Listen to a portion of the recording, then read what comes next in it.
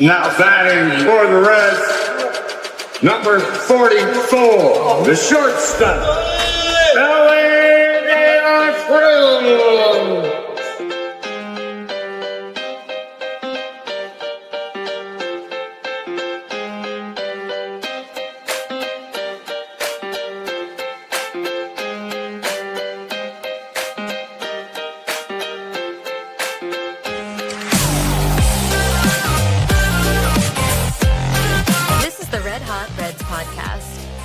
Here are your hosts, Ricky Logan and Roger Straz. Welcome to the Red Hot Reds podcast. That's Ricky. I'm Roger. We got this going. It's Wednesday at 8 p.m. and we are live. And, last time we were talking, Ricky, last week, we're like, okay, we're going to have Rule 5 stuff to talk about in terms of protection because the deadline passed yesterday for adding guys to your 40-man. But a lot more news has happened as well since then. So we've got a ton to talk about with your Red Legs. And also we got a guest coming on, a guy that Ricky's worked with a lot at Chatterbox Sports to do pregame, to do Reds coverage and whatnot. Mr. Mike Hart will be joining us in the middle of the show sometime. So we are glad to have him to talk about Red stuff as well.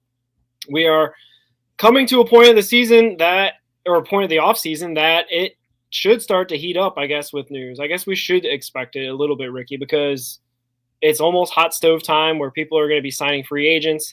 There's going to be a Rule 5 draft in a couple weeks. We are getting to where hopefully it gets to be a bit exciting. I don't know about you, but it seems like we're having more content to talk about with the Reds than we did maybe 2 or 3 months ago.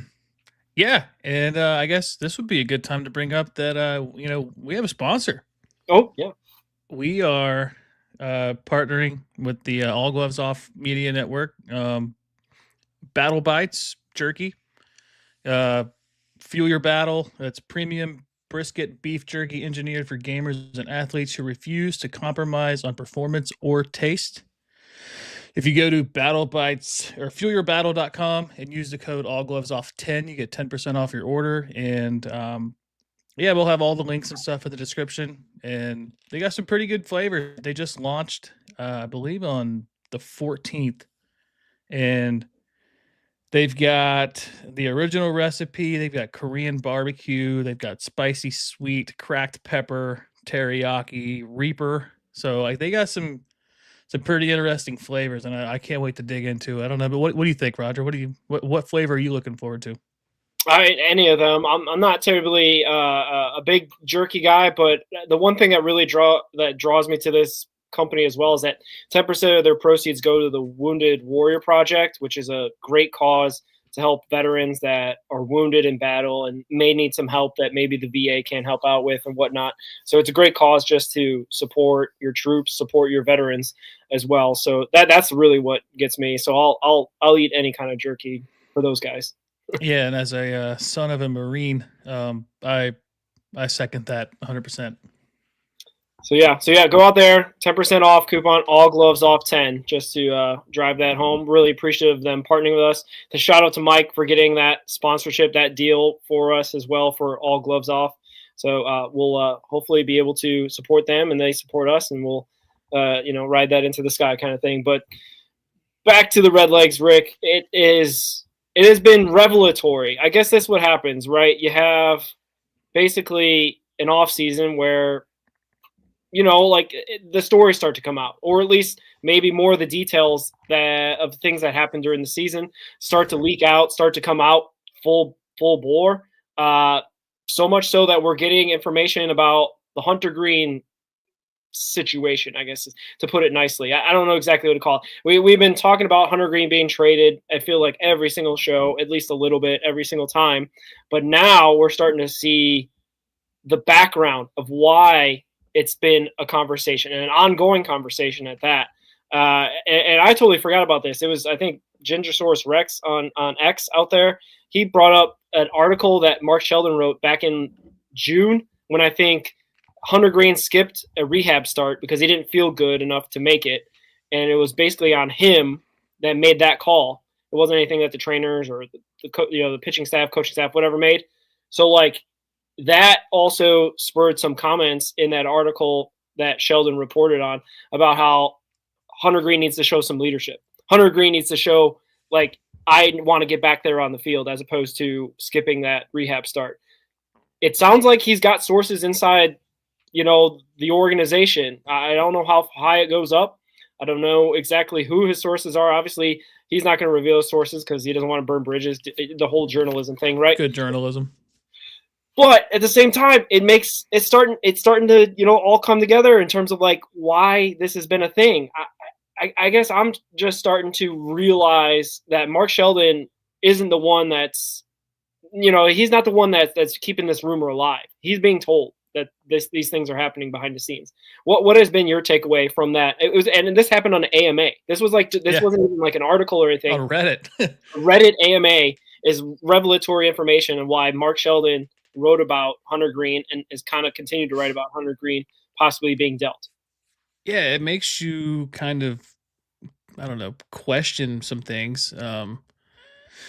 There has been the, I guess, level of discomfort around some of the fan base, some of the media with his availability every season. And it kind of feels like my takeaway is maybe the front office and the organization's kind of like, all right, he had a very low level groin injury and he skipped a rehab assignment, and maybe you would kind of hope that he would have tried, and then you go out there and then you just, say, I couldn't make it. I gave it an effort and I couldn't make it. But I honestly, I kind of like what Sheldon said because, people were questioning him being, paid for by the Reds, being a Reds writer. And, he basically did good journalism. He took information, he took,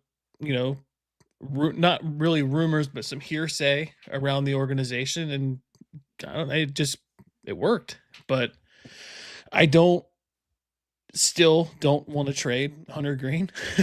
I mean, Hunter Green on this team, if he is healthy, is a top 3 or 4 pitcher in the National League. And I don't know. I don't like that. And I don't know. What do you think? Because I stand by my take about, it'll take a lot for me to give up Hunter Green. We saw the Grayson Rodriguez trade. They got Taylor Ward. And there was a stat that I saw where I think there's 4 pitchers under the age of 25 that had I think an ERA under 4, I believe, or under 3. It's like 3 something. Yeah. But it was Paul Skeens twice, Hunter Green, and Grayson Rodriguez. So and I understand the injury history with Grayson Rodriguez too. He missed an entire season, but Hunter Green's health isn't too far off of that with the amount of time spread out. But still, I mean, when Hunter Green's out there, he's one of the best pitchers in baseball. Yeah, my read on it is that I think the organization is not as high on Hunter Green as maybe you and I are. That was my take, because Sheldon reported we were public, and like I said, the report back in June when the rehab start was skipped, and he was kind of like grade 1 strain of the groin was the reported injury, and everyone was kind of like, okay, yeah, well, Hunter knows his body, not necessarily trying to question that. It's basically a situation of like, do you trust Hunter Green? Which I don't understand why. I guess the Reds organization wouldn't trust Hunter Green to go out there to do his best. I don't think there's been another incident like this where he couldn't go and he could possibly have gone, but he just stopped himself, like, or he didn't feel like he could. He had some sort of, I've had this. I've broken my ankle, and sometimes when you get in certain situations, your instinct is sometimes to protect yourself, so you don't necessarily put yourself out there because you don't want to further damage your injury or your past injury. So I can see the psychology of Hunter Green being conservative, being that it's June. It wasn't like the rehab start was happening in August and they were trying to get him back for the September run to get in the playoffs. If that's maybe a conversation, I suppose, in terms of like, okay, if you really hustle back to get back to the Reds mid-June, beginning of July, like, and then he gets injured again, then he's done for the year potentially. Now that's like, it insults injury, and it makes it even worse situation where the Reds don't have him at all, as opposed to he played it safe. And I guess I'm saying I'm falling on the side of Hunter Green. Sheldon's comments don't bother me as much now anymore, because now I see where it's coming from. Before, we were kind of like, when the season was about to end, or it ended, and there was another article about Hunter Green being traded. We're like, where is this coming from? Well, now we know. We know where it's coming from. It's coming from inside the house. It's coming from inside the Reds organization, and that kind of troubles me a bit, because we were talking about, and everyone that we know, Greg, Kirby, everyone we know is like, don't trade Hunter Green. What are you talking about? This is ridiculous. You got him on such a great deal. You'd be insane to give up that value. And Clay Stone says he's the best value ace in the game. Why would you do that? But now we know why. It's because for some reason they have some sort of friction. Hopefully that's going to go away. Hunter Green will be the starter March 26, 2026. And we'll all go back to, all pulling for Hunter Green to get his first Cy Young. Yeah, and let's not forget that Gordon Whitmire was the originator of this whole They're in the coal mine debacle. Oh, maybe it's his fault. Let's blame him. Cubs fan from all Mason. I got. Gosh, I don't know. Any more thoughts on that? I don't know if you want to expound too much, because I feel like this hopefully it could be the end of this conversation, not this conversation keeps going on because they are unhappy with what happened. Hopefully that's all water under the bridge in June when the rehab got skipped. All under the bridge. We're going to move on. We're on to Cincinnati, as a famous coach said. We're going to be basically just focused on 2026. We're not going to worry about questioning Hunter's integrity toward the game of baseball. We're just going to say, go get him, Hunter. Go get all those Red Sox on March 26th of next year. Yeah, I guess my final thoughts are, you don't trade Hunter Green unless the deal's absolutely right, but then also like that's you just don't make the mistake of, like, one, the player of who Hunter Green is, and then two, the person that he is with the area and all the other stuff that he does outside of baseball with any kind of disasters and stuff like that. He's just an overall grade A human, and you don't move on from that, especially with the contract that he has. Well, that's kind of the most infuriating part, is that if they're having a problem with Hunter Green being the character, the man that he is, like if someone has even like less of a, I don't know, like he's like the ultimate captain type figure for this club. So if you're having a problem with his, personality, his knowing his own body, then there's going to be lots of problems with a lot of other different players that are going to have less, that may have, less of a rope than Hunter Green, because I feel like he's earned a little bit of understanding, you know what I mean? Or a little bit of grace at the very least. Yeah. And, we got our guest here. So, well, let's get Mike's opinion on this. Just to add to it a little bit. Mike, how are you doing, first of all? And long time no see. And can we put an end to these Hunter Green rumors? Yeah, it's good to see you guys. Yeah, it's great to be on. Talk to you again, Ricky. Yeah, I hope so. I've been listening to you guys, and I think I agree. I think the way that we can square all of the different reporting that we've had is, yes, there was friction, and yes, they were interested potentially in trading him, but the way that Charlie Goldsmith can say pretty definitively that he doesn't think he's going to be traded is because that asking price is probably through the roof, which it should be. I agree with you. Yeah. It should be through the roof. He makes pennies compared to other pitchers of his caliber. He's controllable for the next 3 years, 2-3 years. Yeah. Like, you're going to have to give up a haul, and people aren't willing to do that, potentially because of the injury history, but I think that that's probably where it lands. People like getting angry at that type of stuff, and that's why we've gotten 3 weeks of play about Hunter Green. But you know, I fully expect him to be the starter, barring any potential, you know, no crazy setbacks. But I fully expect him being the guy delivering first pitch next year.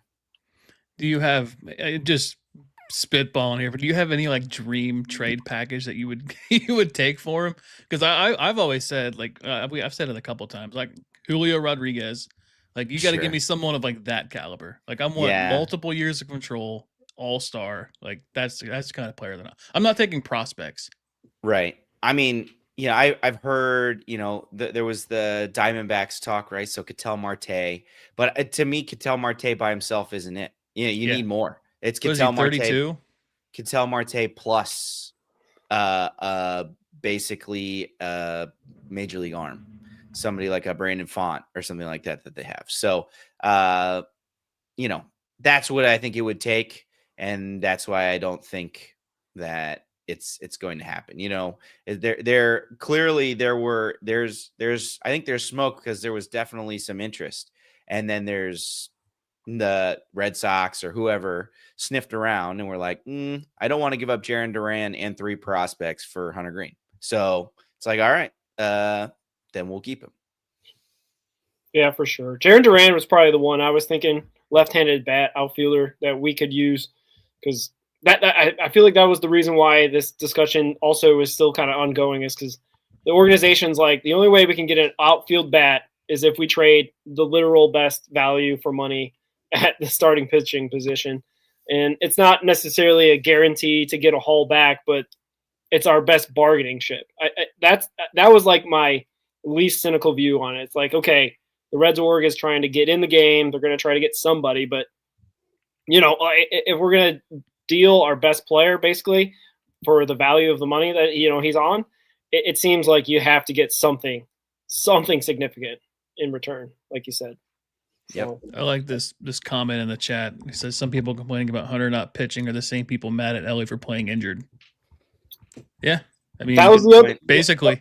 Yeah, that was the other news of the day. I came down the pike from Nick Kroll at the Hot Stove meeting with 700 WLW. I think just before we went on, he started talking about different things with the Reds organization. But the biggest news is that, by the way, Ellie played with a torn quad for about 2 or 3 months. Great. Like, I guess this is the type of year where we start to hear these type of things. The really what happened. Like, it's kind of weird that we didn't hear about Spencer Steer's injury until March or right before spring training with his shoulder. You think that would have leaked at this point last year. But anyway, neither here nor there. The point being is that Ellie was playing 75%, 70%. I don't even know what to put on there. But, like, what do you think, Mike? Like, what does that tell you for at least all the haters out there that want to say that Ellie is just not doing what he's supposed to be doing, yet he's putting his body on the line for the city of Cincinnati? Yeah, I think there's 2 things here, right? You can in one mind, you can be thankful that you have a star at your team that wants to win so badly and wants to help this team so badly that he's willing to go put himself out there for 162. I think it's very admirable to want to play every single game of the year. That is a rare thing, especially nowadays in baseball. It just doesn't happen very often. I think maybe 5 people did it. And Ellie wouldn't have done it if we hadn't gotten the crazy rainstorm that allowed for the suspended game and him to pinch hit in that game. But anyway, I'm actually a hot take is if that hadn't happened, he would have ended up they would have benched him for a little bit more to recover from this, and he might have actually performed a little bit better in the second half. But because he still had the 162 streak and he wanted to do that, that's why he continued to play through it. That's we'll never know if that's true or not, but that's a thought that I've had about it. And that being said, yes, that's admirable, but I think definitely Tito, we've heard Tito's comments, and the Reds, and I would imagine Ellie too can realize that that was a detriment to him this year. So I would imagine that while it is admirable that he did it, he's shown that he can be that. He's not this guy that's going to be injured. He's a guy who wants to play every day. There are going to be opportunities for him to take a step back, maybe get a day off, maybe just be the DH, or maybe get a full actual day off. And he can realize that maybe taking a 10-day IL stint to get that quad a little bit better before coming back is actually beneficial to the team. Yes, they're going to we would miss Ellie De La Cruz and all of the amazing things that he brings to this team. But I think I'd rather not have him for 2 weeks and then have him come back and play almost at the all-star level that he was tracking for like a 7-win season, basically before this injury happened, right?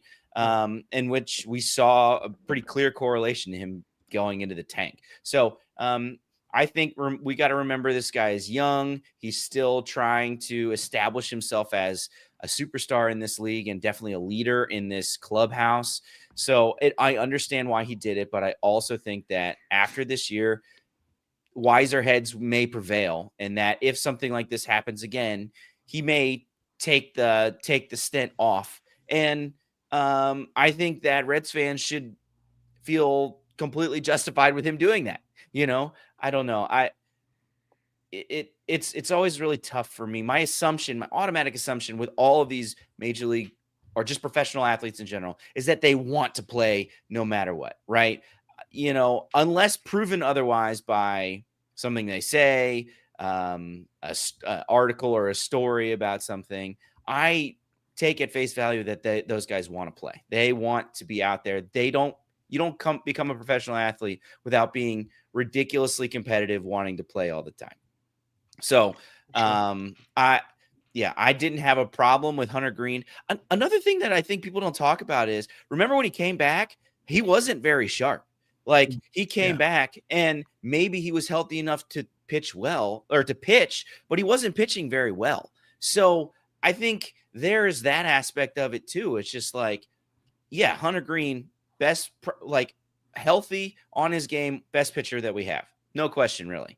But if 75% of Hunter Green is going out there and giving you 5 innings of 3 to 4 runs with, 4 walks, and then you have to go and hope the bullpen is able to survive the rest of that, is that worth it? I mean, maybe that's better than Chase Petty going for you, but is it better than, who you might have now as your 5th starter, whether it's Burns or Louder or something like that, or what, when we got Martinez and then Littell, kind of what was moving in there.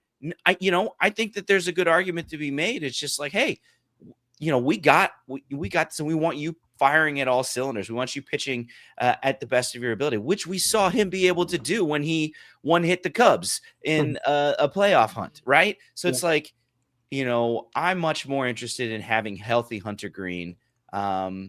And we're not in the clubhouse. We don't know how all that went with, some of those conversations, but I'm with you. I'm not questioning his leadership. I'm not questioning his want or desire to win, because he wanted to make sure that he was fully ready to go so he could contribute the best he could to the team. Yeah, I wanted to bring up Ellie's stats pre and post All-Star break. Pre All-Star break, 284, 359, 495, 25 stolen bases. And what do you have? 18 home runs, I believe. Yeah, and then post All-Star break, 236, 303, 363. His strikeouts skyrocketed. And then he only had 12 stolen bases. And a lot of those came towards the last few weeks of the season where he was kind of feeling better. But yeah. Famously had 2 months where he didn't hit a home run. It was like, it was very clear this was not the Ellie that we had come and expected to see in a Reds uniform. Yeah. And hopefully next year's different, because we saw the batting average where I'd always say, like, his minor league career, he's always hit 300, close to 300, over 300. And then, he gets here, obviously he chases, his average is going to go down, but we saw the discipline improve and we saw the batting average climb. And I'm setting an expectation for 280 next year, if not even higher than that, if he can be healthy. Yeah, he had an incredible year in 2024, and it looked like at the beginning of 2025 he was getting better. Like, he was cutting down on his strikeout rate, and he was, an all-star, and nobody really even batted an eye. Everyone's like, "Yep, that guy deserves to be an all-star." And then this injury happens. Like, I'm convinced if that doesn't happen, he has an even better season than next year. And people are talking to him about him like, Bobby Witt Jr. or Fernando Tatis Jr. You know, like we're talking about this very, very differently. So, you know, this is your chance. Buy low on Ellie, because I don't know how much low, you know, like I think if this is your dip where you still lead the Reds offense in WAR, and you had a terrible 2 months where you played with a torn quad, like that's great. That, you know, that buy now, because I think Ellie is Ellie's going to have a crazy season next year. Yeah, I don't know. I don't know what the betting lines are for future Ellie MVP, but I might take it. Yeah, can't always give it to Otani. And also never forget that Ellie flew commercial back from the Dominican instead of like getting a private jet from some rich owner that he might know the team. I don't know if they have a private jet. Maybe they'll know of someone else in the owner's suite that has a private jet or whatever. But just never forget, you can't question his loyalty to this club either. Same thing I feel like with Hunter Green. You can't do that. I don't understand why anybody in the Reds organization would do that. But if there's any doubt, just remember that fact. Any other thoughts about Ellie? Did they say that he's going to have surgery or anything? Like a partially torn quad, is he just going to heal himself like Wolverine or something? I think the Crawl's comments, he said he was in Cincinnati rehabbing. Yeah, and I think that's interesting too, right? That's Cincinnati is not where his home is, right? He's not in the Dominican. He's staying in Cincinnati, rehabbing this thing to get better. So to me, that's somebody who is very, very concerned about making sure that he's good to go for next year, that's everything that you want from the young leader of your team. Windhorse fingers here with I'm pretty sure at the All-Star break when they had the red carpet, they announced, I don't know, they came out on the red carpet and they said that he might have a girlfriend that's from this area. Southwest Ohio is what they said. So there may be that going on as well, where, the rehab is, anyway, some other, anyway, I don't want to get into maybe that. He became a Bengals fan. Who knew? Oh, Who knows? God. Poor Ellie. Yeah. Please don't. He might not come back to Cincinnati. Then if Big he goes, Flacco guy. Yeah. Anyway, enough about Ellie. Also, some other news happened this week. The Reds had to protect some guys because the Rule 5 drafts come up in December. We got the guys that I think that everyone in kind of like consensus thought was the most, the top of the Rule 5 eligible guys that were basically the most valued prospects, and a lot of people nailed it. Greg Kuffner nailed it. Our poll, we put the three guys that end up getting protected, and I was like, I guess I could have put a fourth option and said all the above, because that probably was most likely to be the most correct answer. But we got what was it? Edwin Arroyo, Leo Balcazar, and Hector Rodriguez all added to the 40-man. What are your guys' thoughts? Or I'll go to you, Mike. What are your thoughts about those three guys getting added to the 40-man roster? I think I'm always very interested in this, because I really only think that the person that was in real danger of getting picked in this Rule 5 draft was Hector Rodriguez.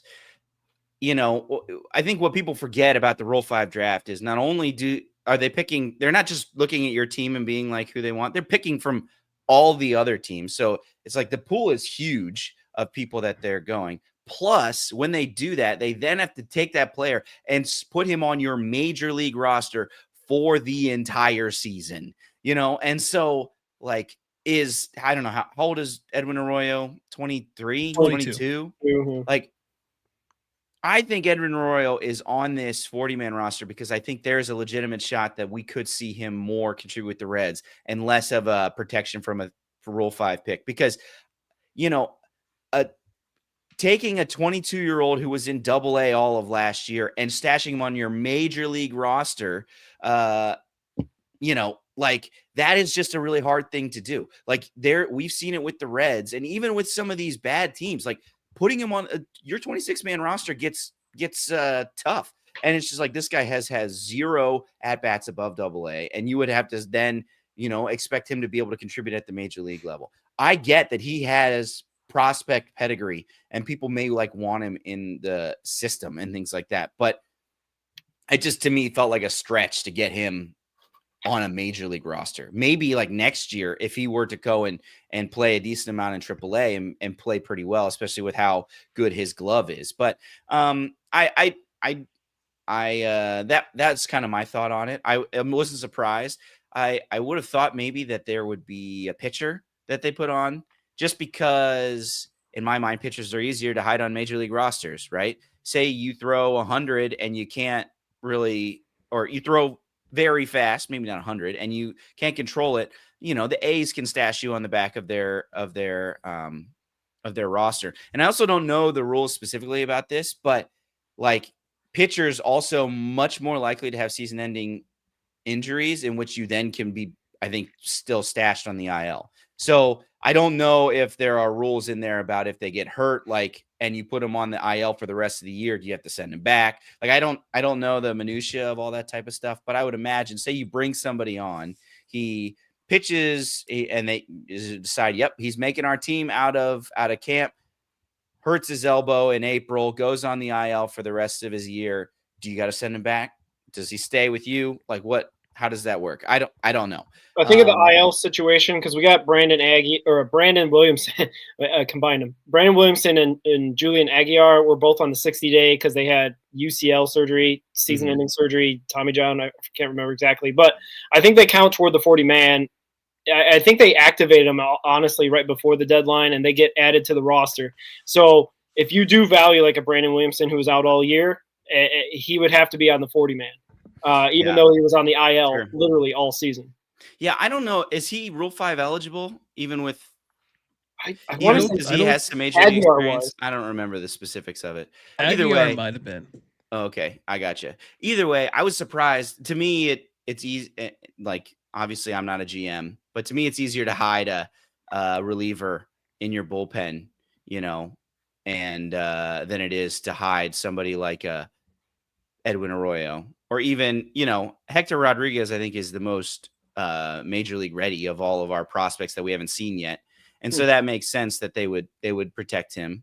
But Balcazar and Arroyo probably wouldn't get picked, but are good enough pieces that they obviously don't want to risk it, because they see that there's a potential for, use with the Reds, either in the big leagues or as a trade chip. Yeah. Yeah. So they technically did add a pitcher. They added them a couple weeks ago. It was Jose Franco. Oh, Franco. He began the season in Double-A and then got promoted to Triple-A, I think around August. He has a electric fastball. He throws 98, 99. He had Tommy John 2 years ago, so he recovered. Last year was his first season back, and he was really good this year. 10-4, 3.11 ERA, 1.26 WHIP, and he does struggle with walks. I think he had a 4.3 walks per 9 this year, but his strikeouts were like 10 point. I have it pulled up here. 12.1 strikeouts per 9 with a 4.9 walk per 9. So he's got the stuff. He's just got to worry about command. And to me, that's the guy that can get hidden on a bullpen. Yeah. The A's or the White Sox or somebody says, you throw 98 and have electric stuff and have trouble walking. See if you can figure it out in the big leagues. Yeah, we stink anyway, so just see if you can figure it out. So that makes a lot of sense that that's the type of guy that they would put on the roster. Yeah, and he's still relatively young. I think he's 24, so he's got the stuff. And he got signed out of the Dominican Republic in 2019, missed 2020 due to COVID, and I think the way the leagues realigned, he missed a little bit of 2021. He struggled with Daytona. Another thing I wanted to point out too is last year our Rule 5 guys that we protected were Callahan, Luis May, and Zach Maxwell, I believe, right? Or no, was Maxwell just? I don't think Maxwell made it because they had to make it. They had to shuffle. That was why May made his debut before Maxwell, because they had to shuffle somebody on the 40-man in order to get Maxwell up here. I know there was 3. I'm trying to remember who it was. It was Callahan, May, and dang it, it's not gonna give it to me. It's giving me all the recent ones. But anyway, I guess my point is we saw the guys that got added to the 40-man roster make their debut this season. So, and with Crawl's comments about payroll and not wanting to spend a whole lot of money and whatever, which we're used to that, but there's a good chance we see at least 2 of those guys this season.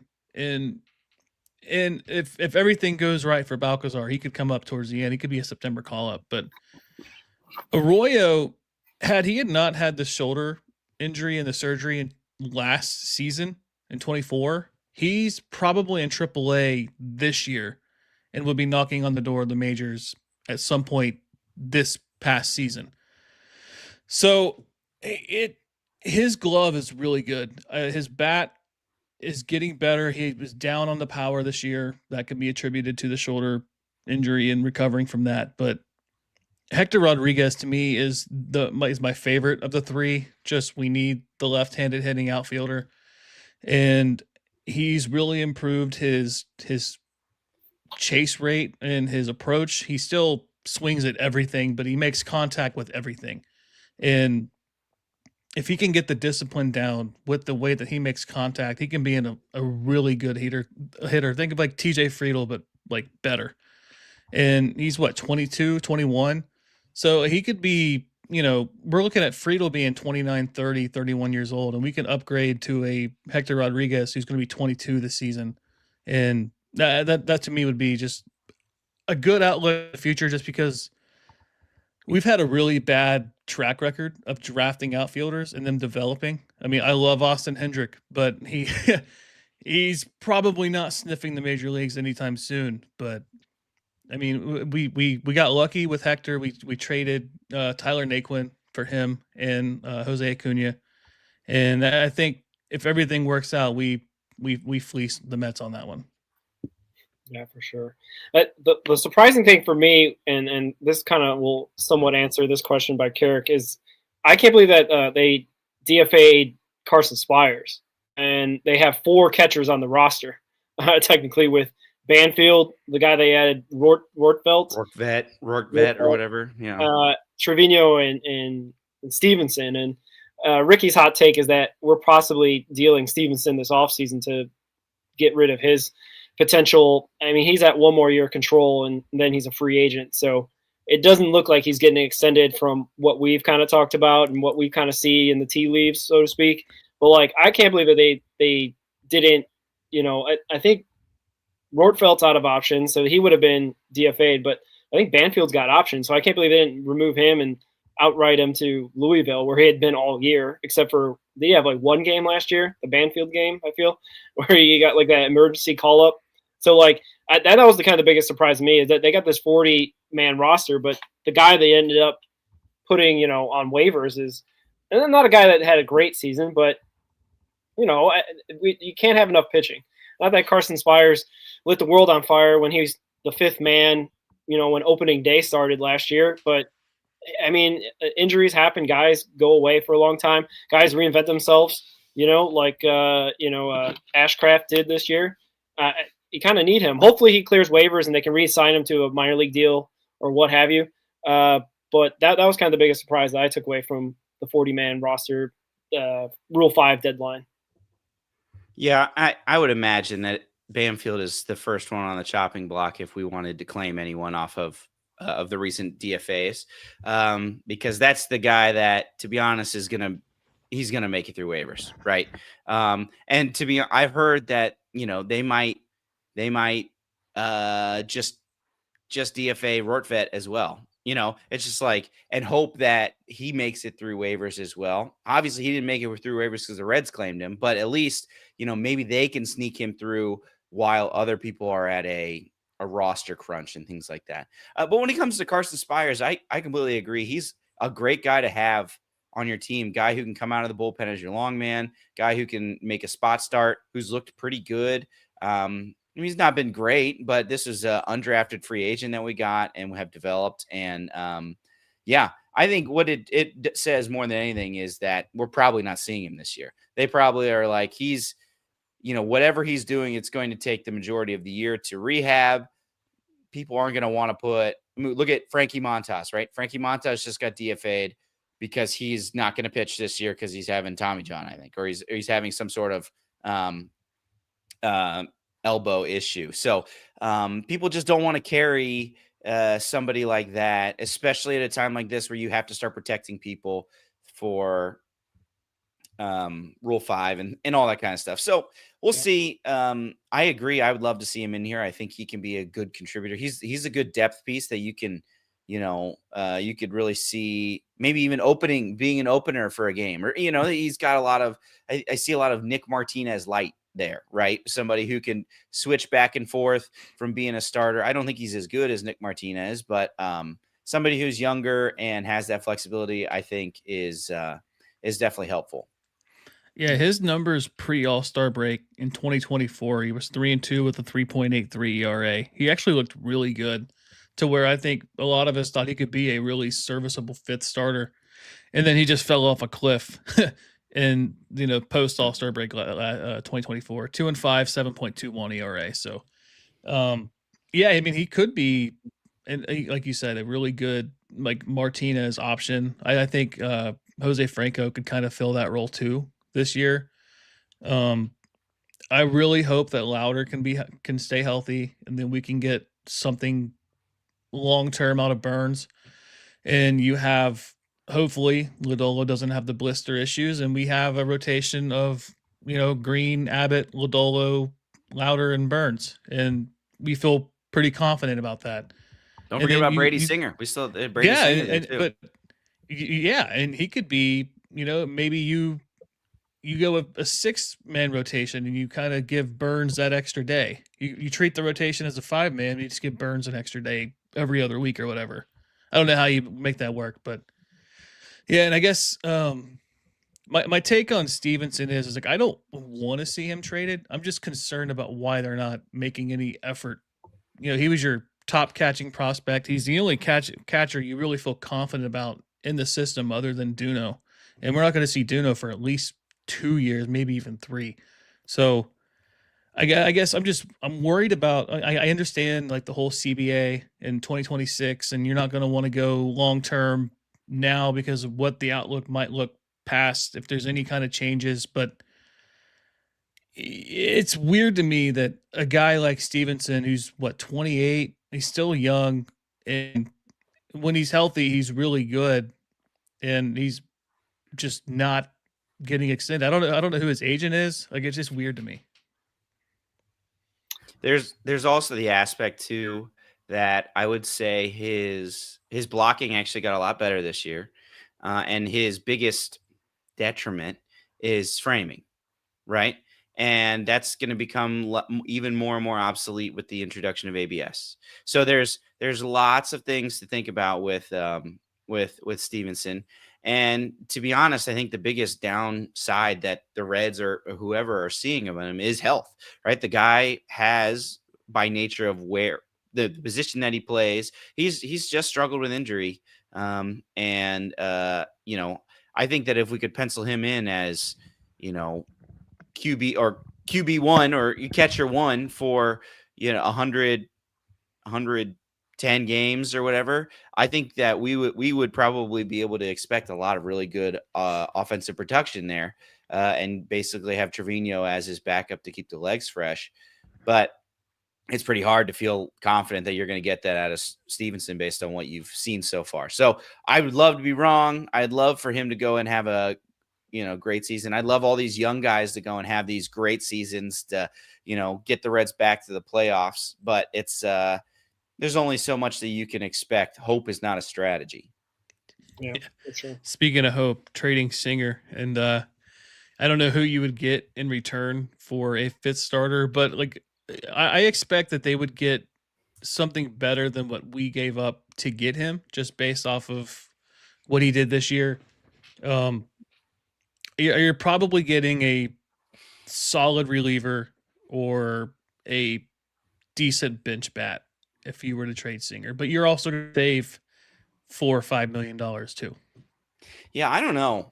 What Singer offers, I think, is not sexy to fans, but is sexy to front offices, Yeah. right? This dude that's going to have an under 4 ERA or a pretty good ERA, and then pitch every single start every year.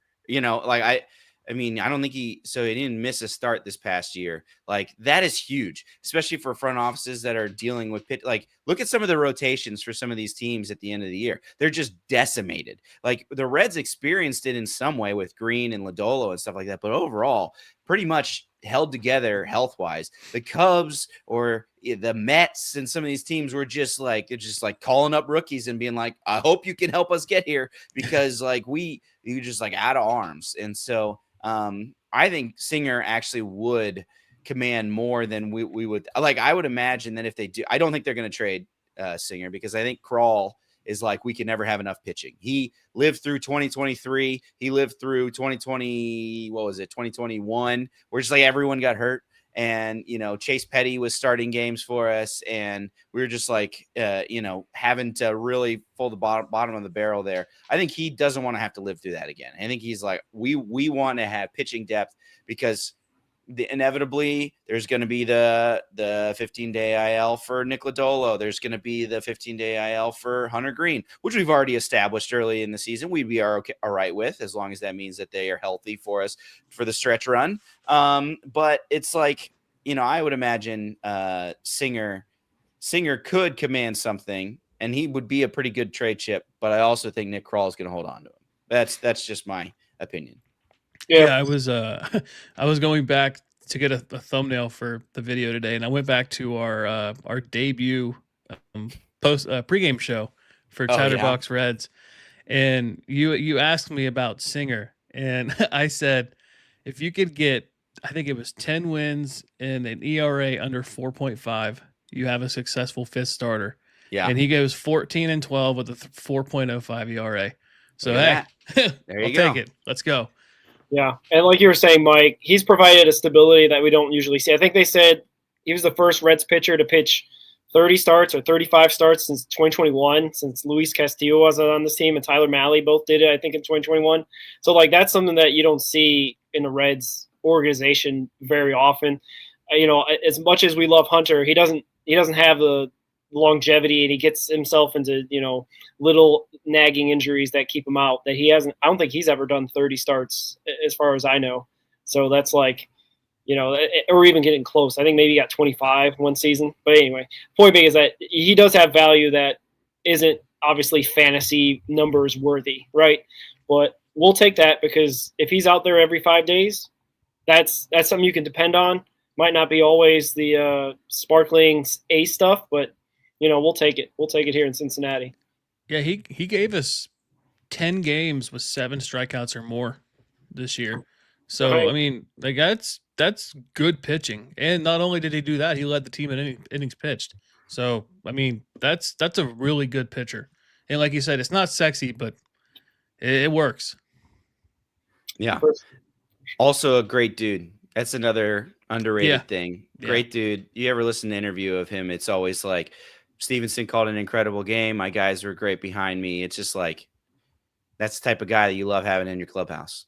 For sure. Wasn't it revealed that the Speedway game, that his dad was like a NASCAR driver, or was he like in the under circuit or something like that? Because like, I think he grew up driving as a kid in Florida. I believe he's from Florida. But I think his dad was like either like a minor league driver. I don't know if he made it to the big circuit in NASCAR, but they're big time drivers. They talked about that a lot, obviously, with the 2 hours, 4 hour delay. They had a lot to talk about during that Speedway game.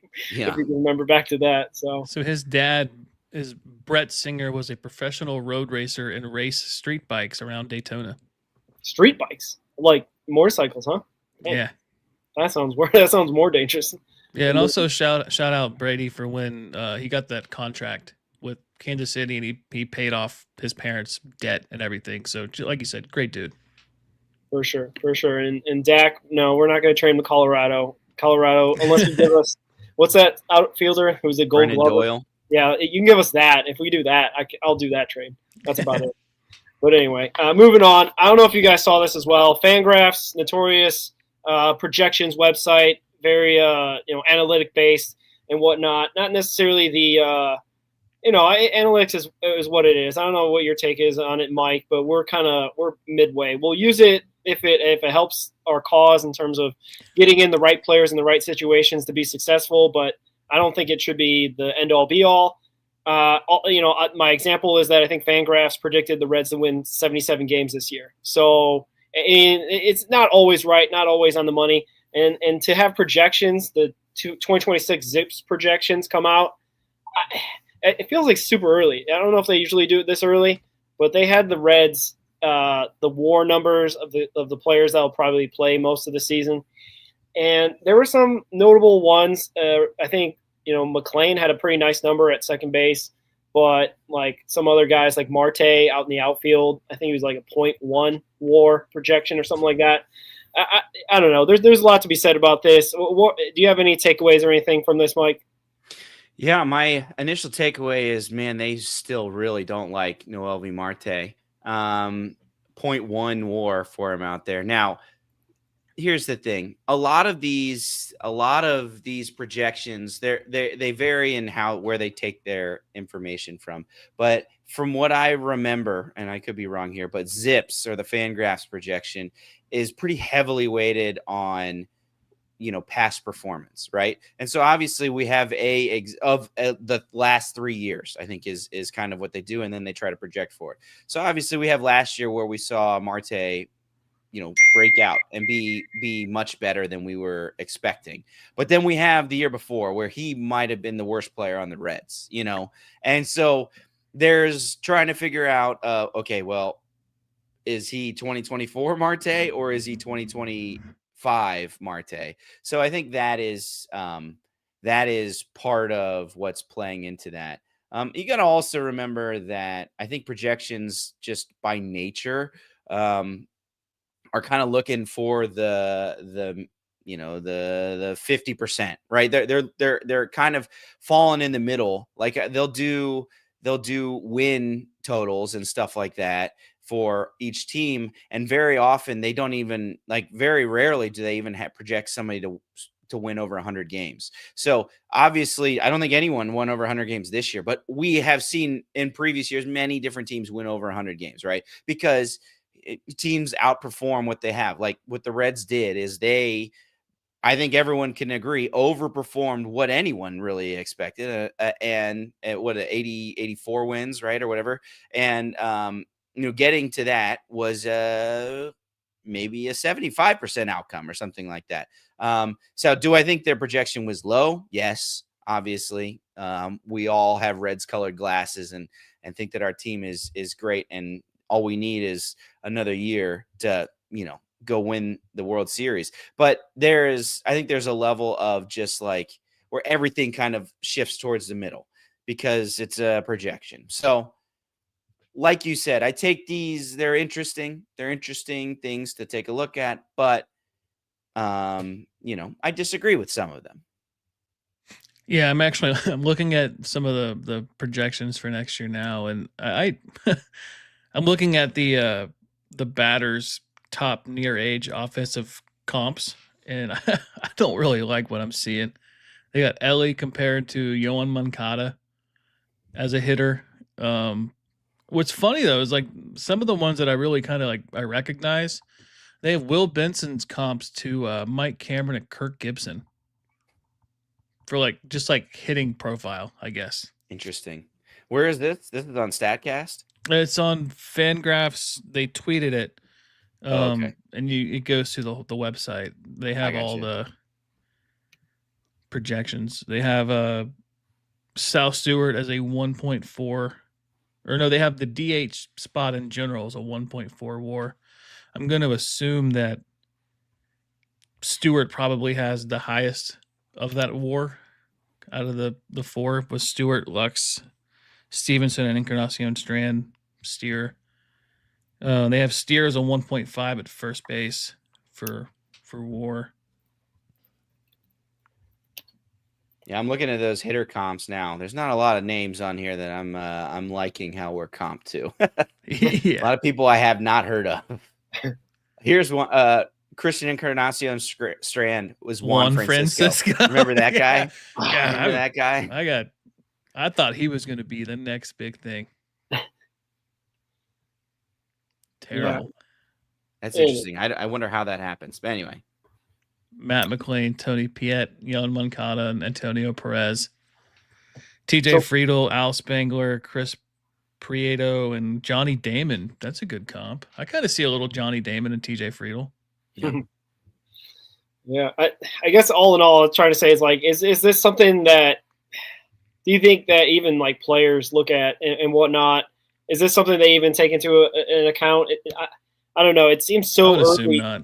Yeah, it seems so early in the proceedings to have a projection of 2026 when there could be a free agent that gets added, or a pitcher gets traded. So I don't know. It's just kind of weird. I guess it's something to talk about in the in. I would imagine they could update it too. Like they have these calculations for everyone. So if we add a everyday left fielder, like I would imagine they could update what they think, or they add a reliever or something like that.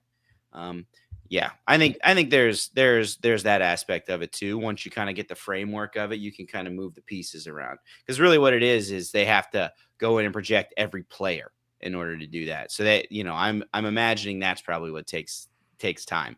And then if they move around the board, then you can just plug and play. And this was an interesting thing here too. They see Sal Stewart is a decent role player who would be most valuable at third base. Yeah, and sounds like Eric. Yeah. That's what you get sometimes when you have people that are doing things like that don't follow a team fully. Yeah, I think he would be more valuable at third base than first base, just because we would say defensively he probably is stronger there.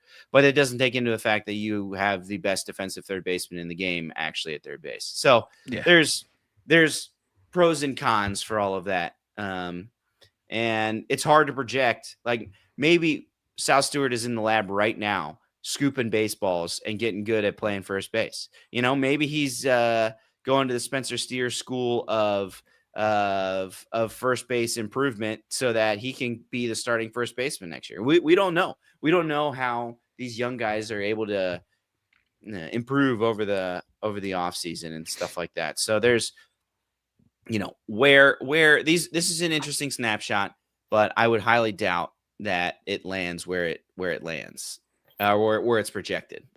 Yeah, for sure. Yeah, and they also have Stevenson. It says a ship appears to have sailed on Tyler Stevenson, joining the star tier of catchers. And Zips isn't very excited about Noelvi Marte in the outfield, given his erratic career. It's like it's been like 180 games. For his career. He just eclipsed 162 about 2 weeks before the season ended. So he was on track. He finished his first, quarter of a season or whatever, third of a season, fifth of a season on like an 18-game hitting streak. And then he goes into the Winter League, plays pretty well, gets hurt, and then obviously gets popped for steroids. And he probably just destroyed his mentality. It had to have. And then, obviously he stunk it up 2024. And then he goes into this year. Obviously, I think he got a case of the yips in the outfield, in the infield. But I think we saw like once he got moved to right field, like everything kind of just clicked for him, and he started hitting the ball. And obviously, he saved the season with that catch that they're going to have a bobblehead for on April 12th. And I was in the building for that one. It was crazy. Shout out to the guy that got out of his way. Because that's right. 99 out of 100 fans are going for that baseball, and he's like, nope. Yeah, that could have sunk the Red season right there if they got a little fan interference action going on. But I guess also the factor that Zips doesn't really, factor in at all is the Tito Francona factor, having that he's going to run save more than he's going to put guys in position to hit. So maybe that's why our offense looks so in. I haven't looked at the other teams, Zips projection, but it looks like the way they're projecting the Reds offense is to be a bit lacking, to say the least. But yeah, moving on. I guess you were talking about Mike possibly having guys added and then moving, the depth chart board around. What is realistic for the Reds to add this offseason? I know we got the Schwarber rumors, we got the Bellinger, Homer over there, and Ricky. So like what is realistic for them to add? Yeah, I'm with you that I guess my philosophy on free agents is you should either shop in complete bargain bin or shoot for the moon and do that, right? So we see so many of these. Hey, it was big for the Reds, but it didn't, and it wasn't big in the grand scheme of things. Like very often, it's Jeimer Candelario or Mike Moustakas, and less likely it is Nick Castellanos and what we were able to get with him. So I would be fine if the Reds take whatever meager budget they have and spend it basically all on a hitter. Go get Kyle Schwarber. I mean, his price tag is going to be more than what the Reds claim they have available. But I've been on the record talking about this. It's like, the Reds made an exception for a Cincinnati kid coming home to his hometown team to come and be a part of an exciting Reds team with Ken Griffey Jr. And they deferred a bunch of money. I don't think they've ever done it for anybody else. But they basically deferred a bunch of money to, I think they paid him all the way till 2024. Like Yep. that's how far down the road they deferred money to be able to bring this guy in and basically, be a spark to this team that, was moving into a new ballpark and all this kind of stuff. So, if it was anybody else, I'd be like, no, the Reds are out. Like, I don't think the Reds are in on Pete Alonso, right? And I hate to break it to you, they're probably not in on Cody Bellinger. But I think that because of the ties, and there's enough smoke, I can't tell if the smoke is just everyone just trying to manifest it. It was like, please, please, please, please come back.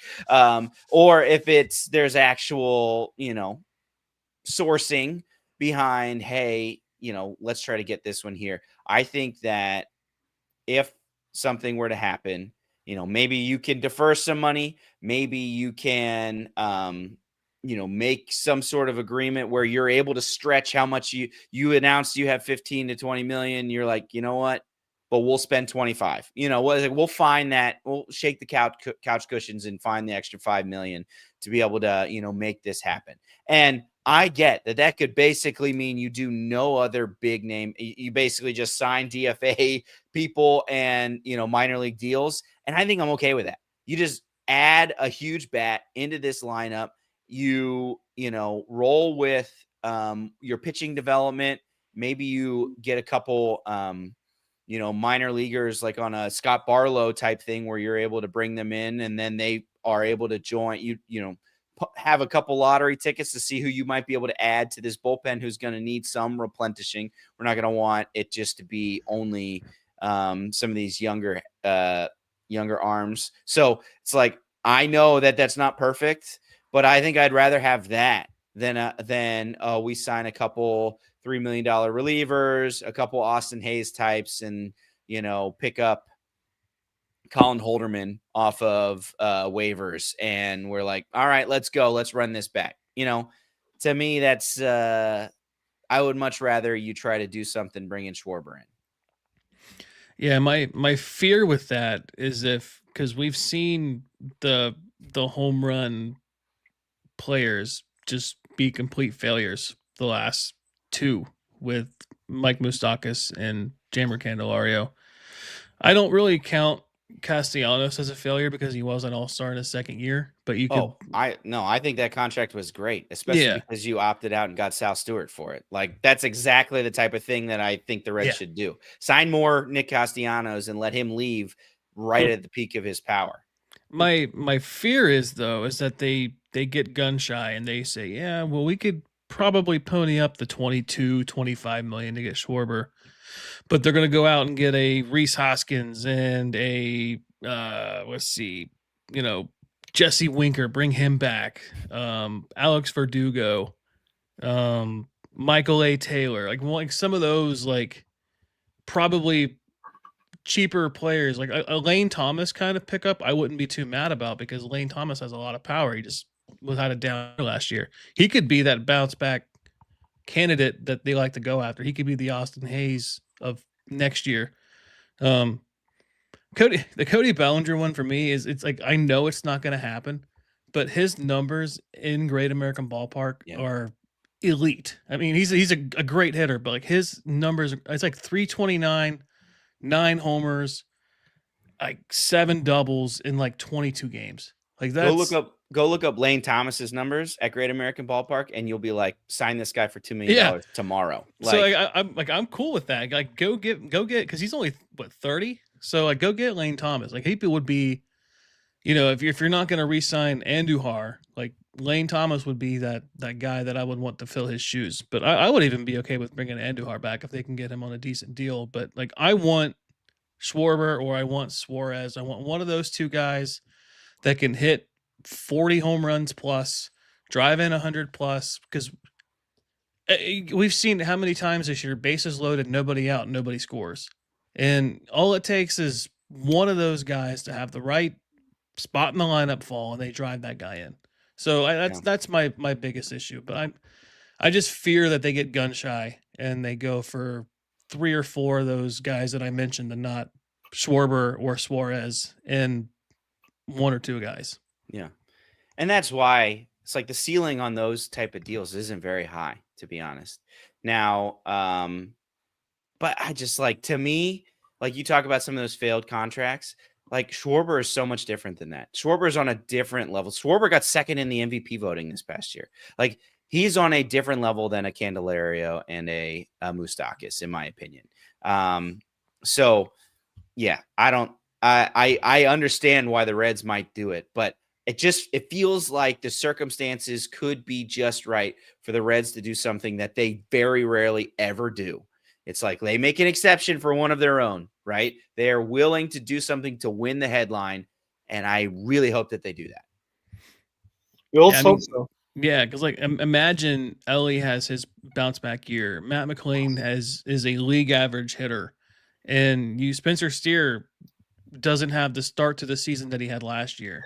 And you have Schwarber batting possibly second, third in that lineup. Like, come on, he was batting leadoff for Philadelphia. He does, because he gets on base a bunch because he walks a lot. So yeah. So I mean, you put that guy in Cincinnati, he's probably putting one pretty close to the river. Golly, I'm imagining like 8th inning against the Red Sox. He deposits one. Reds go up 4-2.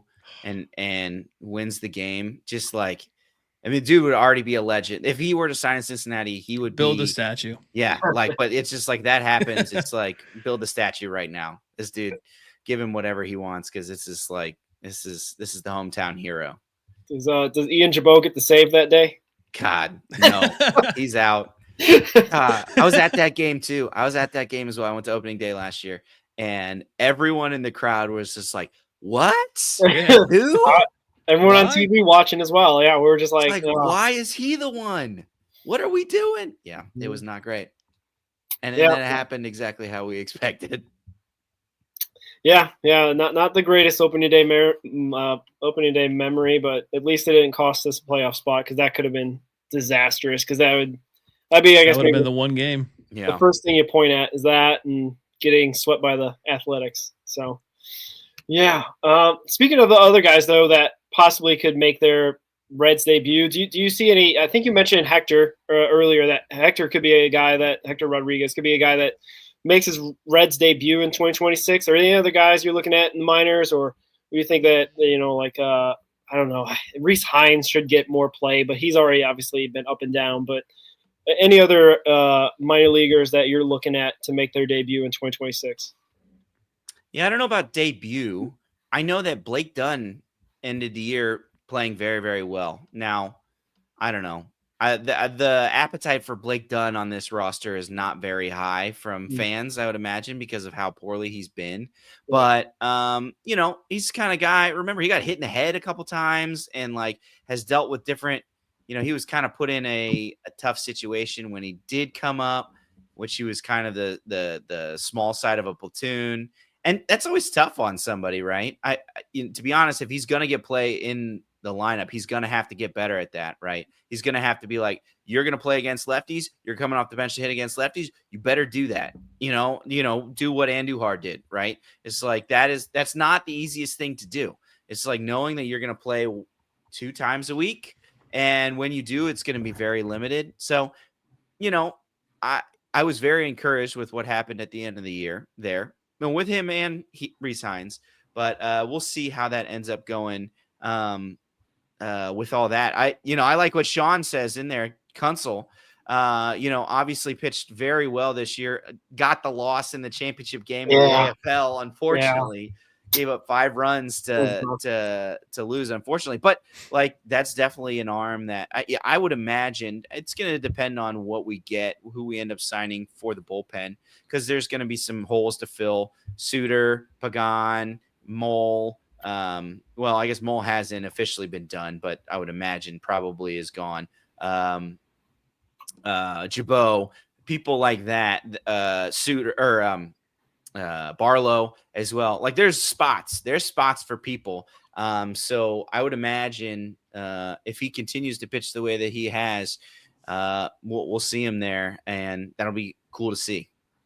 Didn't you guys interview Kunzel? Is that right? Yeah, great dude, man. He's awesome. He grew up in Cincinnati. I think he originally was born in Philadelphia, but he went to St. X. So I don't know. Yeah. I don't know if that's. I don't know what high school you went to, Mike, but that. I went to Lakota West. Okay, Dakota so you're West. not like an elder guy or something where you have no. with St. X people. But yeah, he's a great guy. He definitely he's been great. I don't know. Ricky, do you think he really starts in AAA this year? I think he might be back at Chattanooga to start the year, unless he has a great spring training and they assign him to Louisville. Because AFL was a bit up and down. I feel pretty confident that he'll start in AAA. He is going to be 27 next year. That kind of gives him a little bit of an advantage. He does have a really good fastball.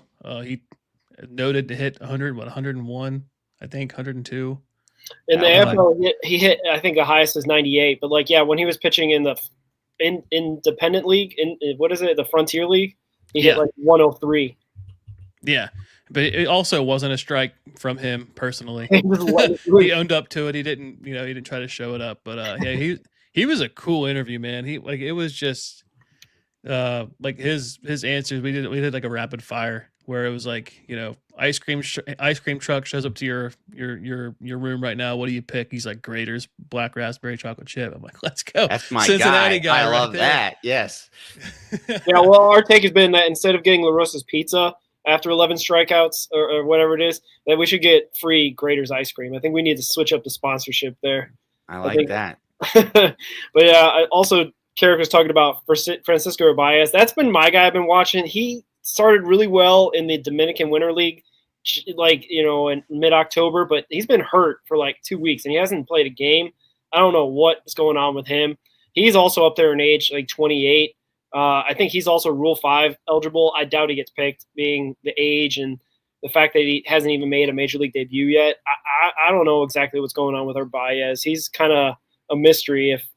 He's been in Louisville, right? And he hit at Louisville 314. He's hit at every level.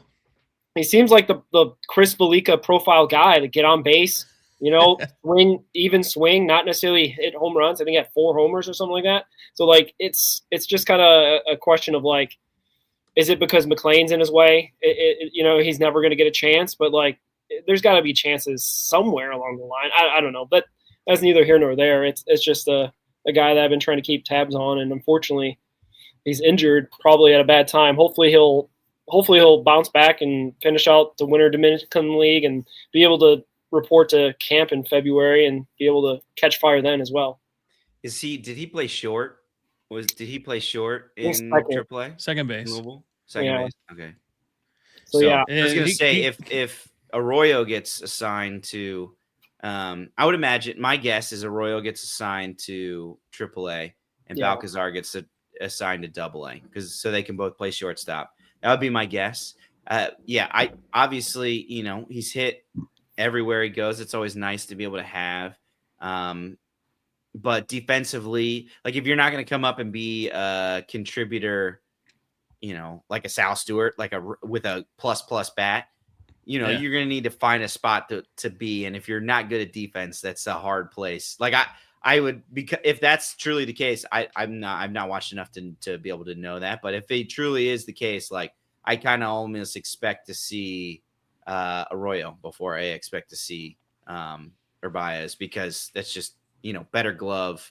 He's on the roster. Urbaez isn't on the roster, right? No. Right. Yeah. So you'd have to take somebody off to do that. So it's just like, I kind of expect we see Arroyo, but who knows? Injury wise, Levi Jordan played some time with the Reds, and you know what I'm saying. And you can get some of these guys up to some playing time if you have enough injuries to clear space on the roster. So maybe we see him. It's somebody that would love to take have a shot at least. Yeah. Levi Jordan, jack of all trades, played all 9 positions his last game. Shout out to Levi Jordan. Yeah, I think like the one guy that I want to see next year is Hector Rodriguez. I want to see him potentially take that left-handed platoon spot in left field. And I guess It's I tough want because to. it's kind of like that's what Will Benson is, right? Yeah, It's just like it feels like he doesn't necessarily have a spot unless the Reds move on from Will Benson in some way, right? right. Yeah, which Yeah. we tend to think that just his relationship with Tito the writing's kind of on the wall in our view that he probably gets moved this offseason in some capacity. I don't know. It's weird to me that a guy can win Player of the Week and then not see the field for a month. Yeah.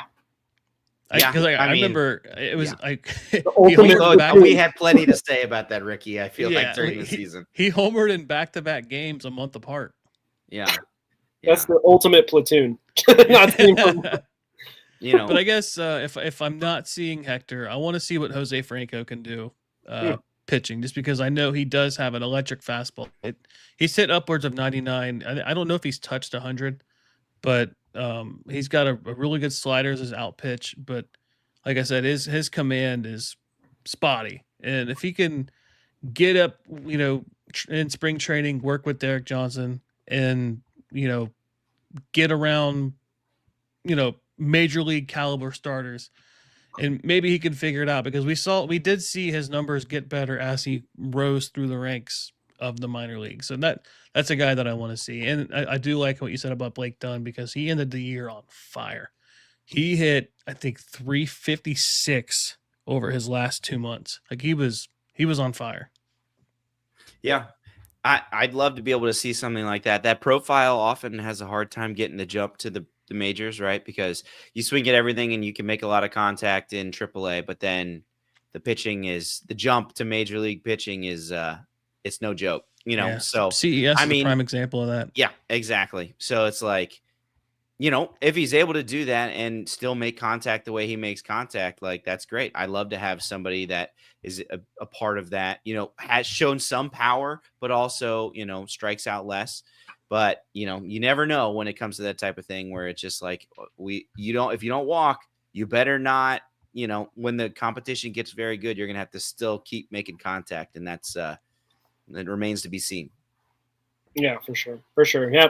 I guess more on prospects. I guess I put this, this in the rundown a little bit out of order, but Just Baseball had their top 100 prospect list. And also, I think TJ Nesco or whatever his name, Thomas, I forget his name, TJ Stats, I think he is on X, put out his top 100 prospects as well. And in that list, there was 3 Reds, I think, for the Just Baseball one and 2 for the TJ Stats one. And I'm kind of thinking, like, I feel like just a couple months ago, we had like 4 or 5 guys. I know Burns, I guess, doesn't technically qualify anymore as a prospect, even though that I think Trey Savage was on the Just Baseball one. So I don't know exactly the rules or what qualifies you as prospect or not anymore. But the point being is that is the Reds organization not as strong in the minors as we think, because they don't have – I mean, they got Duneau, and he's going to be high A, Dayton probably.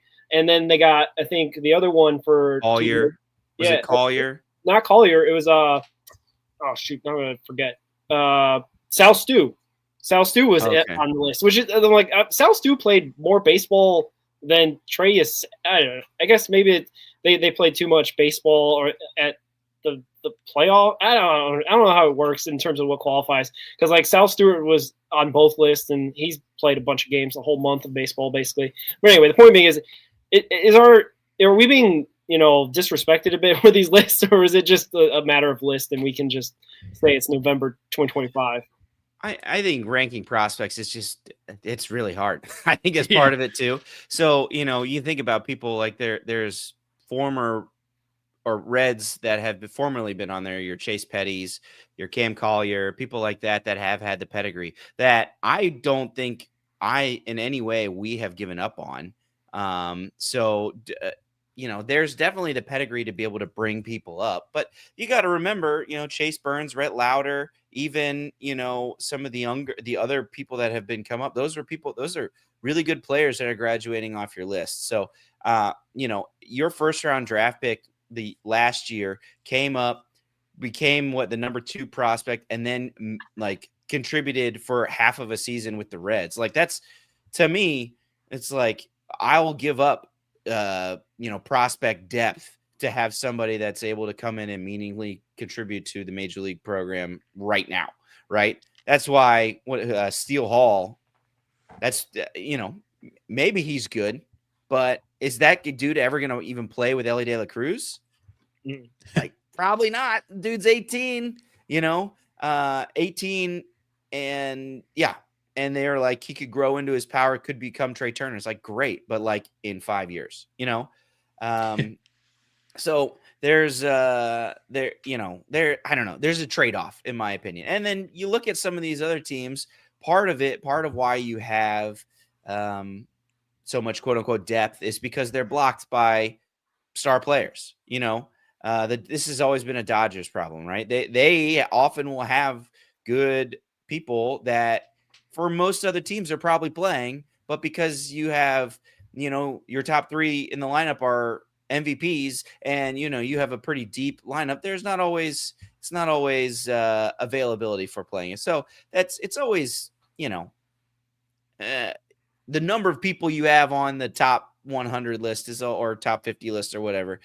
It's always, I think it's important to make sure that you're not, that, you're represented. You don't want to be like, nope. I think the Astros had nobody. It's like, that's not good. Right. Yeah. But, you can see the bridge to the players that may even be prospects, if they weren't so good or if they weren't so, there wasn't a need with the Reds from a Lauder and a Burns side. You know what I mean? Like if we had to have a full complement of pitching, those guys might still be in the minors. It might still be prospects. So it's give or take. I'm not too worried about it. Especially on the pitching side, I feel like this team has shown multiple years of being able to develop pitching, and I'm not too worried about that part. Yeah, I think what gives me confidence, I'm looking at the end of season from MLB's top 100, and it's a lot. 3 out of the 6 on there aren't shortstops or pitchers, right? We have Sal Stewart is our top prospect, third base, second base, now first base. Alfredo Duno, catcher, and then you got Cam Collier, first base / third base. And typically, like shortstops have an advantage. If you're a high draft pick, you're going to be automatically thrown into the top 100 just based off of you being a shortstop and being athletic. But Carrick brings up in the chat about the ACL team next year. Like as someone who tries to cover the ACL a lot, they're going to be really good. Like, I don't know about like winning wise, but just like the talent on that team, you're going to see 3 guys on that team be future top 100 prospects. Like Adolfo Sanchez could be a top 100 prospect next year. If you go by the top 30, if you go past Cam Collier, who's the 6th ranked prospect on the team, you have Adolfo Sanchez, Arnaldo Lantigua, Shengen Lin, Libertz Aponte being a shortstop is going to climb. And then you got, the guys that are kind of under the radar guys in a DSO, like Pablo Nunez is going to be in the ACL. It's going to be in the ACL. He was a Dominican Summer League All-Star. And like he's got, I don't know if you saw the video that I tweeted the other day. but he's got a cannon from center field. Oh, nice. He's got an arm. He's smaller. I think he's about 5'10", 5'11", but he's got a rocket arm, and he's a pretty good left-handed hitter. And he, future could be there, 6 years down the line, but he's only 18. So like, that's kind of what you get. Like Steel Hall, like who knows what he could be? He could be Trey Turner, or he could be, just your run of the mill Garrett Hampson. Like he could be Garrett Hampson. Fast guy, doesn't hit.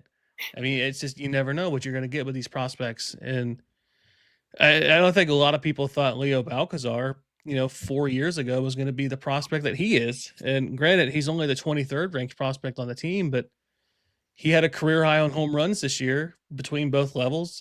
His power dipped once he hit Double A and the fall league. I don't think he had a home run in the fall league, but he had 3 home runs in Double A and he had 9 in Dayton. So I mean, like you don't know. And what I'm excited for the most is I want to see what Alfredo Duno does in high A pitching. Not in the Florida State League, a ballpark that has carry, humidity.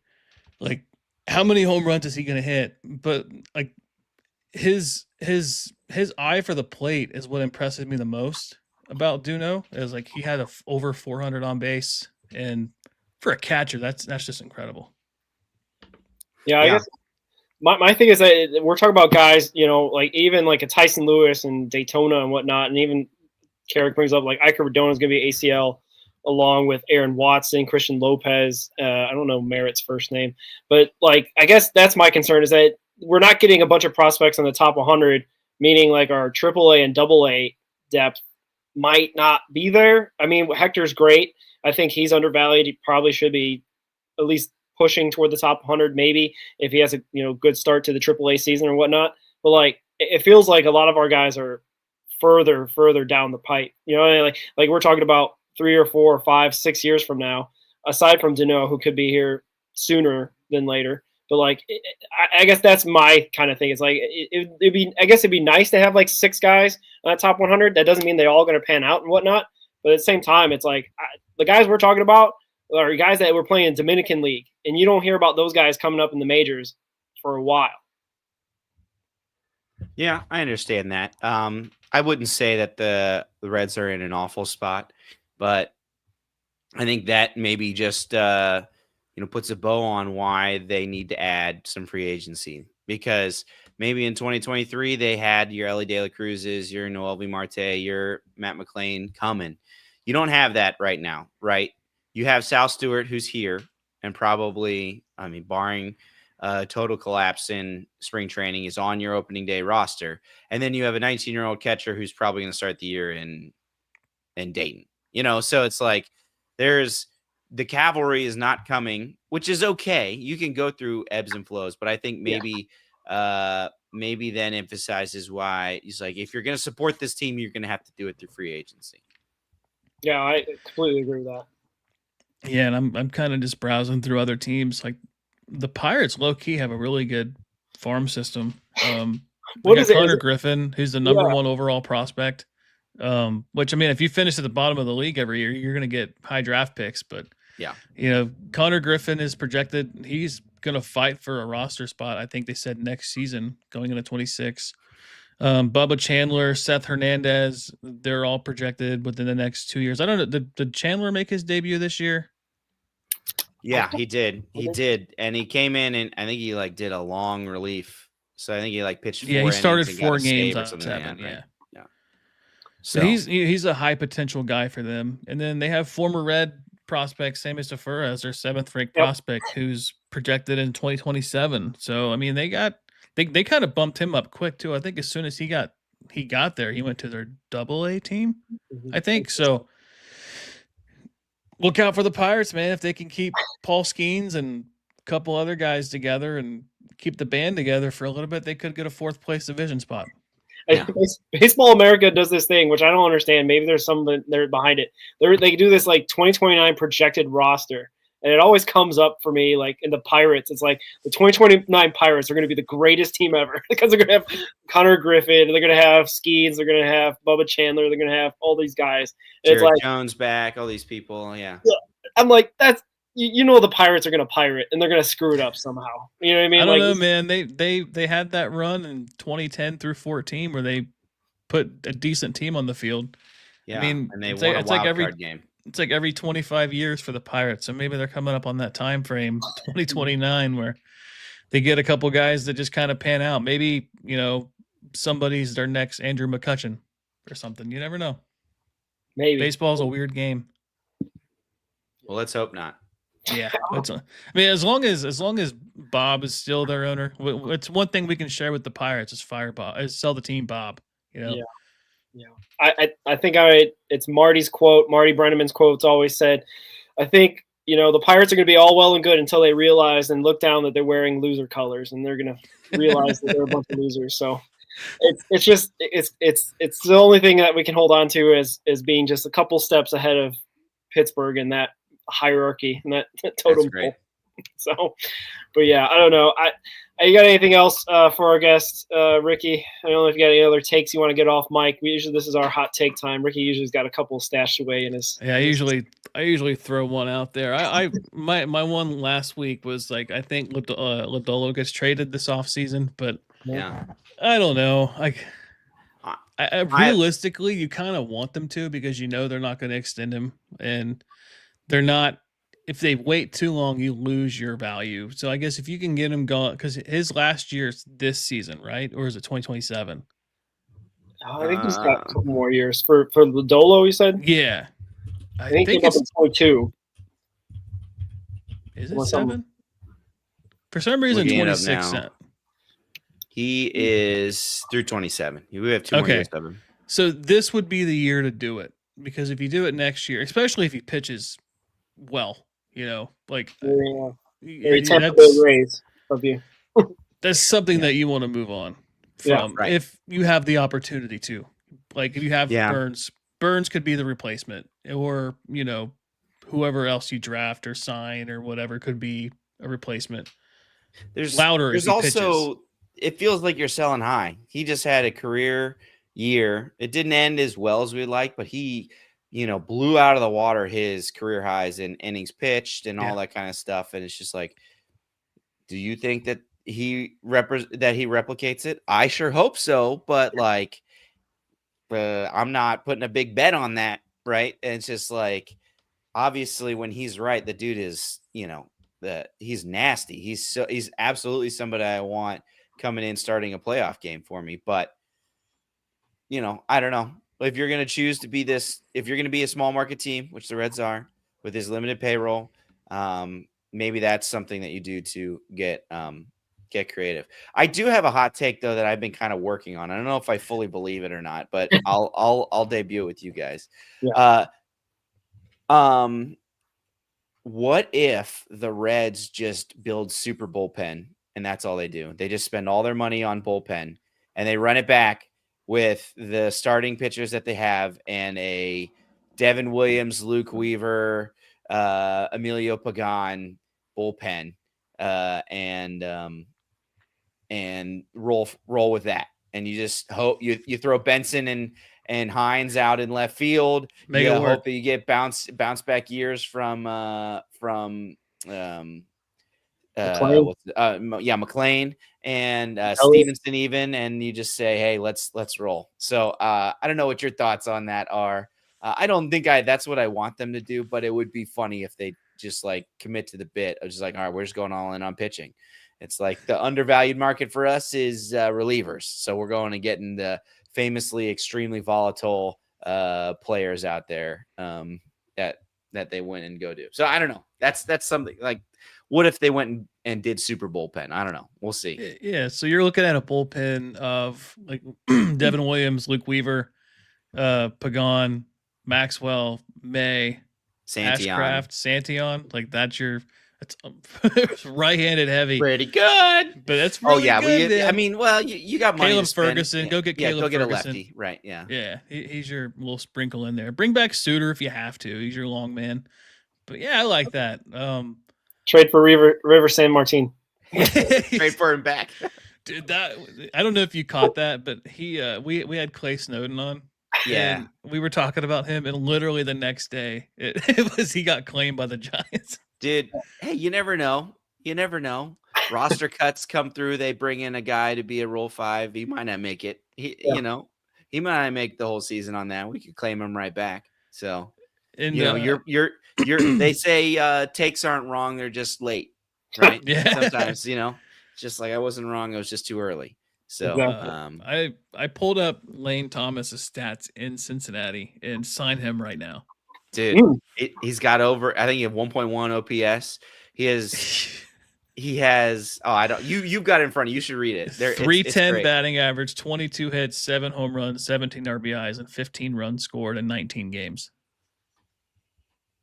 I think he has he has more home runs at Great American Ballpark than he does in St. Louis, and he played for the Cardinals. Yeah, he played for the Cardinals for what, two seasons? So I think like the two teams he obviously has the most home runs at are Nationals Park and Progressive in Cleveland, but I think third is Great American, and he played for the Cardinals and not the Reds. So That's funny. That's good. Yeah, why not? And that might be that bargain bin that you're talking about, Mike, for the Red Legs. Get him for cheap. But yeah, I don't know. The Super bullpen is interesting because I'll be surprised if Tony Santillan's arm doesn't fall off if he gets pitched the same way he did in 2025. Right. So they might need to give him a little bit of help. And then Barlow's not there to lean on either. So, like, I don't know. It might be a Ashcraft coming out 65, 70 games this year, potentially. If not, like a Luis May or Maxwell potential type coming out and throwing the bullpen super hard. But yeah, not a bad take. We can go full Tampa Bay Rays and trade all our guys in their last year of their contract, like Stevenson and Lodolo, and then basically just kind of like do openers every 5 days. Just try to be the Tampa Bay Rays in Cincinnati. Yeah, who knows? But to be honest, I said super bullpen and then I named off a bunch of people. I don't even know if the Reds would have enough money to sign all those people. So I think it just came across the wire that Raisel Iglesias just signed back with the Braves for 1 year, $16 million. So like, man, is he almost 40? if that's the the market in which we're going to be dealing with relievers, then Luis May and Zach Maxwell, here we go. Yeah, it's just like, let's hope that you guys can get your walk rate under control because we're going to need you to contribute. Isn't he almost 40 years old, Raisel Iglesias? He's as old as me. But no, he's 37? 35 is what he is. Okay. I feel someone else anyway. He turns 36 in January. All right. He just feels like he's been out there for 20 years pitching. Had a pretty bad season last year. Like, pretty sure he got saved against the Reds when they went to Atlanta. Yeah, definitely was not as good. He was a 1.95 ERA in 2024, and it jumped up this past year. Didn't have the great. It looks. I'm looking at his Savant page. It looks like stuff is still pretty good under the hood. A lot of red for within the StatCast numbers. So yeah, he had a .99 WHIP, so it's pretty good. Yeah, I guess that's true. Yeah, maybe got unlucky at the beginning of the year. My hot take for the 2026 season is that the Reds are going to have to clinch a playoff spot August 31st because I don't know if you've seen that September schedule. Yeah, it's not easy, man. It's going to be tough. They're going to have to earn it this year. And then, the worst team with the worst record for 2025 purposes is the Atlanta Braves, who are not going to be as bad as that. Yeah. No, you're getting a Ronald Acuna Jr. all season. Yeah. Well, maybe not, but it'd be really, really tough sledding, as they say, trying to get through the Dodgers and the Cubs and the Brewers, and then finish off with the World Series appearance of Toronto Blue Jays. So, yeah, let's clinch in August. If we're clinching in August, man, we've had the best season of our memory if we're clinching in August. So like, I'm fine with that. And if that's the case, they have to play the Reds. They have to play the juggernauts. Like, we become the looming people on the schedule that everyone doesn't want to have to have to play against. So, Yeah. but yeah, it's going to be hard fought. The end of the year is tough. And I mean, what it's going to mean is they're going to have to make their hay at the beginning of the year. And we've seen that's not been the Reds' strong suit, like we got to make the hay against the bad teams. And we saw, we're going to lose series to the Nationals, to the Marlins, to the Pirates, and get swept by the Athletics. It's like, we can't let that happen again. We need to, if we're going to make the playoffs, this is not a hot take. You're going to have to beat the bad teams like that. Like that's just a thing you're going to need to do if you're going to be able to get there through whatever the end of the year gauntlet is. So hopefully they're able to do that. I got a hot take for you. Oh, jeez. Here we go. This is going to be an insane take. I will 99% chance I'm wrong on this, but something just feels in my tummy that there is a chance that I could see the Dodgers not making the playoffs next year. Okay. I'm going to give you a reason why. I'm going to give you a reason why. The Giants, in their history, are really good teams on even number years. Even years, yeah. Sure. 2026 is an even number year. The Padres just missed out by the division by 3 games. The Giants are going to improve. I give them 8 wins over this year. They're probably going to have close to 90. If I had to guess, and if the NL Central goes the way that we kind of hope it does, you're seeing the Brewers and the Cubs and the Reds fighting it out for a playoff spot. And who's to say that the Dodgers miss out on the 3rd wild card spot by half a game? Did the Rockies move out of the NL West? Did that happen? Did those 10 free wins that they get every year, did those leave? Yeah, but those 10 free wins go to the Giants and the Padres as well. That's fair, but not to the Reds, Brewers, and Cubs. So, yeah.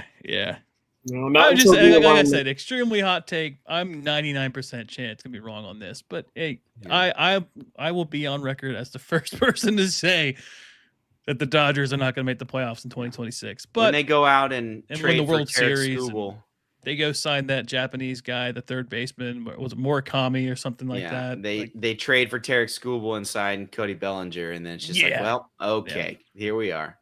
And they go out and win like 110 games. Yeah.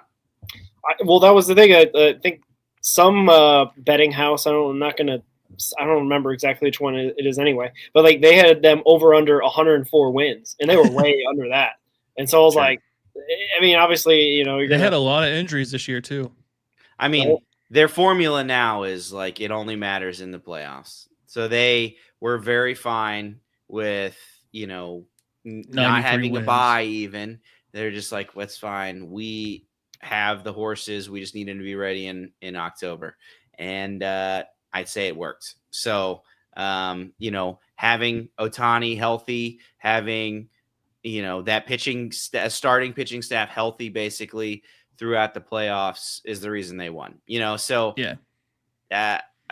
maybe take the under on the win total. Think they're probably still making the playoffs and are probably still the World Series favorite. I'll give you 2 more teams that have a better year next year too. Okay, the Mets, better year than the Dodgers, or just a better? Well, just year? in general. Oh, okay. The Mets are going to have a better year next year. You don't have that team and be that bad. I mean, not as in that bad. They finished 13 games out of their division, but the Braves. I think the Braves are a sneaky 90-win team, and like I said, if the Giants can get to 89, 90 wins, and the Braves can get up there to about 88, 86, the Mets, go a little bit better than last year. I mean, like, who's to say that, 90 wins isn't enough to be the 3rd wild card? Yeah. And the Phillies Which sucks for us because the Reds stole Kyle Schwarber from them. Don't forget about that one. Yes. Yes.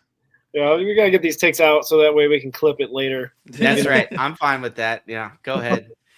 Get out there. Get all the takes out there so that we're Super Bullpen, man. Nobody's on that one yet. No one's on that one yet. We'll bookmark this. Make sure that we got that so that when Devin Williams comes to Cincinnati, Mike's gonna be right there. That's right. Like I told you. And then when he maybe doesn't do very well, then we'll just forget that I wanted I wanted Super Bowl pen. Yeah, right. Or maybe the Castellinis win the lottery and they hit that $4 billion jackpot and we go sign somebody else too. Go figure, man. I don't Sure. know if the Castellinis play the lottery. Now, They them should. winning the lottery is somebody wanting to buy the team. So maybe that does happen. It makes me wonder, and then we can stop. But you saying that, like, I wonder if there is interest, but they just shut it down because they seem pretty keen on wanting to keep the team. Because we all remember the comments from 2022. Where are you gonna go? Where are you gonna go? It's like, well, where are you gonna go? Because we don't want you guys here. And I don't think Major League Baseball would move the Reds. I just don't see it. No. I think they're more in the camp of they're glad to have the team, but they've seen how the Twins have had not much success selling the team, and the Orioles, I think, got less than what they were wanting. Like they got 1.2 bill because they see the valuations of the NFL and the NBA, and they're probably hoping, praying that it gets to that point sometime, and maybe it will in many, many years' time because, I don't know, baseball's been on kind of a little bit of a uptick with viewership and whatnot and attendance. So maybe in 10 years' time, but yeah, I don't know. And the other thing is, Rick, we don't know exactly how much they own of the team. There's like 10 to 15 other parties that are partial owners in that team. And I think we figured it was like 37, 41% that the Castellinis own. So they're not necessarily, I don't know, they're not on the hook for all the fault because it seems like it's a super group of owners and whatnot. But I don't know. They're definitely the front facing, especially when the son is the CEO, Mr. Phil. So yeah, I don't know. We just need some billionaire to want to, let his hobby be spending on the Reds. Mark Cuban got denied by the Cubs, 10, 12 years ago? Like, he was supposed to be the Cubs owner, and then he went for the Pirates. He tried to buy the Pirates, too. Yeah. Like, isn't he from Pittsburgh or something like that? Yeah. So, like, we'll take Mark Cuban. I mean, he's maybe a little bit of a nutcase at times, but maybe, it hasn't really worked out for the, Stevie Cohn and the Mets having a super fan as your boss. Here's the thing. I don't need a $350 million payroll like they've got. Just give me 150. Just give me 165. Have the ability to sign somebody who's a notable free agent. Like I don't want my big move being a Jamer Candelario or a Mike Moustakas. I want my move being like a top 7 available player. Right. A needle mover, if you will. Yeah. Have the availability to be able to go and get a Schwarber deal done. Because as much as we want it, I think we would all probably put the likelihood at probably still pretty low just because we just don't see that they're going to be able to pony up the cash. And it's like, I'd love to be able to have somebody that would maybe, you don't do it all the time, but do it, but have the availability to do it sometimes. And unfortunately, the Cincinnati fans are cursed with some of the greatest owners in both their baseball and their football franchise that are, we just kind of have to deal with the fact that they run it like a family business and not like a billionaire hobby. So, yeah. And then for the next hour, we're going to talk about the Cincinnati Bengals. Yeah. Oh God. I don't know. I don't want to subject ourselves to that. Yeah. But all right. On that note, if you got nothing else, guys, Ricky and Mike, we usually sign off with a Go Reds. So really appreciative again of your time, Mike, and coming on. Yeah, no plug your stuff, Mike. Plug your stuff. Yeah. I don't know. I do sometimes Nick Kirby texts me and asks if I want to do a baseball video on Chatterbox Sports. So that's about what I do. Talking Bengals. Yeah, I do. Yeah, you're right. I do help. I will get on there for the pregame and postgame. Sometimes for the Bengals, there's kind of like a rotation of guys that do that. Those guys over there, what they do watching play-by-play every single game, that's impressive to me. I could not do that. My family would not be happy if that is what I did. But could you imagine if we did that for the baseball games? Golly. I mean, they did it for the playoff games. Yeah. I would imagine it would get kind of boring. to like I don't know Like, here's who a wants to watch that 2-2 But, count by Brady yeah. Singer facing Lane Thomas. Exactly. So I'm glad they do the ninth inning thing for them too. But so I've been helping out with Chatterbox as well. I'm not like one of their main personalities. I just like coming on and talking about the Reds. I make an appearance every once in a while on social medias, but I'm not a huge poster of things either. So I like to consume it, not really add into it because sometimes it can be a wild and crazy place. So that's where I think it's what Mike Hart 7 is where I'm at on X, the everything app. So that's about what I'm into. I appreciate you guys having me. I love talking about this type of stuff. It's fun to be able to talk about the crazy Arizona Fall League and what the ACL roster is going to look like, but as well as, what potential free agent rosters are going to be. So I appreciate that. Thanks for having me on. It was a blast. Yeah. Thanks again, Mike, for your time. We'd love to have you again, maybe when we get closer to the season or whatnot. Yeah, maybe sure. some breaking news. Maybe when your guy Kyle Schwarber signs, we'll have you on and we'll get you have your thoughts and whatnot. Or Devin Williams. I had a friend. Yeah. I had a friend in high school who was in show choir with Kyle Schwarber at Middletown High School. He had a very, very, very fun picture of Kyle Schwarber in high school, like in one of those like glammed up purple vests and stuff like that in show choir. So that's crazy. That's my nugget on Kyle Schwarber. So you're saying we need to have Bronson Arroyo trying to recruit him here too? Yeah, maybe he's on the pitch too. Yeah. So. That's crazy. That's awesome. Yeah. I didn't know he did show choir. That's a fun fact. Maybe we gotta somehow figure out and get that. I don't know if that helps or hurts him wanting to come here. If you still have contact with that person, I would love to see a photo. And if he does sign, I will put it in an article on SI. That's great. That's great. I'll see if I can dig something up. All right. And until we get that photo, we'll sign off and say go Reds. Go Reds. Go Reds.